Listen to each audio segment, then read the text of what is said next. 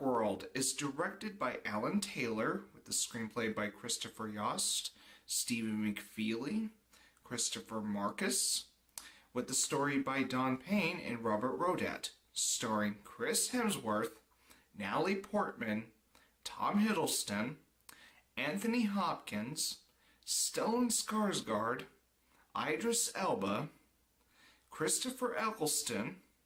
I have this name's actor written down because I cannot pronounce it well.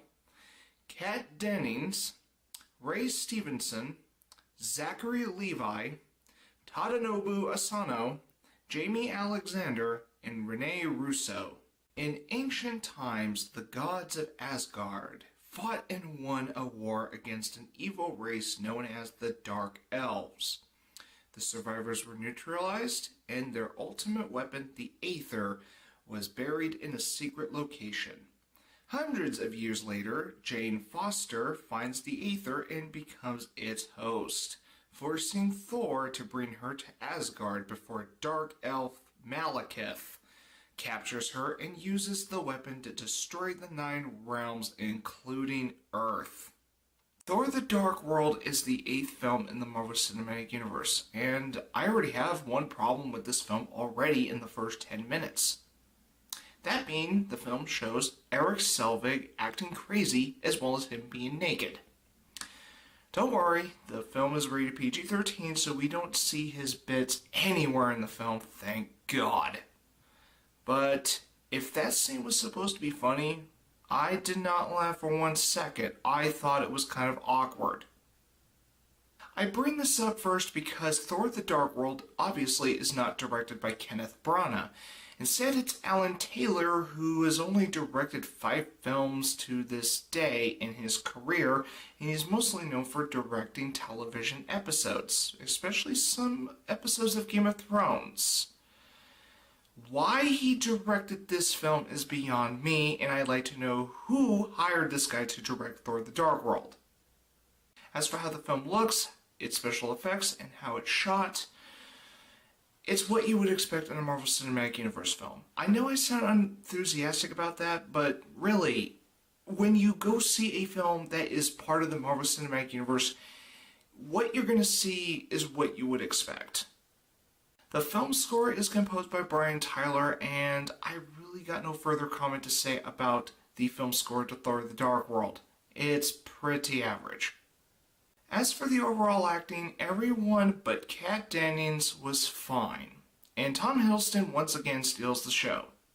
If you saw my review of Thor, do you remember when I said that the characters in that film were fine, but that was just the calm before the storm? Well, the storm I was referring to was this film. With how the characters are played out in this film, I started having mixed opinions with the overall characters at this point. Thor was alright, some of his comrades were alright, but when it came to Jane, I understand they had to get some character arc going on for Jane. The problem was, she had a little bit too much focus than she deserved. Thor is alright, some of his comrades were alright, but when it came to Jane, I understand she needed to be a little bit more active than she was in the first Thor film, which I was okay with until it turned out that she got a little bit too much screen time than she deserved. Not to mention, she was reduced to a damsel in distress. Just what this film needed.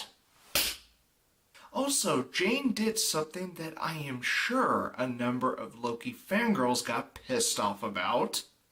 You're Loki, you may have heard of me. That was from New York. What a bitch. Thor the Dark World was unfortunate to have Darcy as the most annoying character in the film. Every time Darcy was in a scene for comic relief, it was never funny. And I found Darcy to be terrible comic relief. I don't know if it was Kat Dennings or she just wasn't properly directed for comic relief, but whatever the case is, she is annoying. And not to mention, she wouldn't shut the hell up. That's how obnoxious Darcy is in the film. But you know what? Darcy is not the worst character in the film. Oh, no. That honor goes to Malekith, who happens to be played by Christopher Eccleston, who is best known as the Ninth Doctor from the long-running science fiction television series Doctor Who. Oh, fantastic! I may have not read the Thor comics, so I'm not entirely sure about how Malekith plays out when it comes to the source material. However, there is one thing I do know that is not fantastic about Malekith, is that he is one of the most forgettable villains in the Marvel Cinematic Universe. Sure, he has done one or two things in this film that makes him the antagonist, but still he's a one-dimensional villain. There's really nothing much I can say about Malekith. That's how pathetic his writing is for Thor the Dark World. Even though this film has one of the worst villains in the Marvel Cinematic Universe, it also has the best villain in the Marvel Cinematic Universe as well.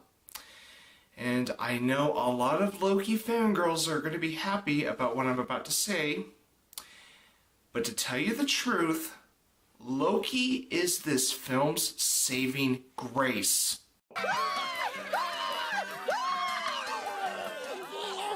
I'm being serious. Despite that Jane has a little bit too much screen time, Darcy not shutting hell up, and Malekith being forgettable, Loki's entire presence in the film was refreshing. And the scenes that Loki is in are some of the best scenes in the film. And I'm not saying this to please the Loki fangirls, because Thor the Dark World was not really easy for me to watch. And the reason I had difficulty watching Thor the Dark World was because of its lackluster plot. Now sure, some of this film is relevant for what is in store for Phase 3 of the Marvel Cinematic Universe, which I assume has to do with Avengers Infinity War. You know, one of the Infinity Stones is involved in Thor the Dark World, and, well, the film's about Thor again. So, that's the only thing relevant about Thor the Dark World that has to do with the future of the Marvel Cinematic Universe. Fine. But I'm sorry. The rest of the film, besides what I just said, feels like filler to me. And that was what was difficult for me to enjoy Thor the Dark World. Overall, Thor the Dark World looks alright, and it did make one improvement from the previous Thor film. No more Dutch angles. Most of the acting is passable, with a couple great actors in it. The film score is average. I have mixed opinions of the characters, although Loki was the thing I liked the most in the film, and the plot is mostly filler. To be honest, I do not hate this film. It's just, I think it's a letdown considering what audiences were given before this film came out. And I know there are people that like Thor the Dark World, but in my opinion, I do think this is one of the weaker entries in the Marvel Cinematic Universe. But if you like the film, that's fine. I may have issues with this film, but I found some good in it along the way, even if there's some mischief involved. Now, in the end, I do think Thor the Dark World is still a decent film, and I revisit this film once in a while, because hey, it's part of the Marvel Cinematic Universe. Thor the Dark World gets my rating of 6.5. If you like this review, feel free to hit the like button. And if you want to follow my channel, please feel free to hit the subscribe button.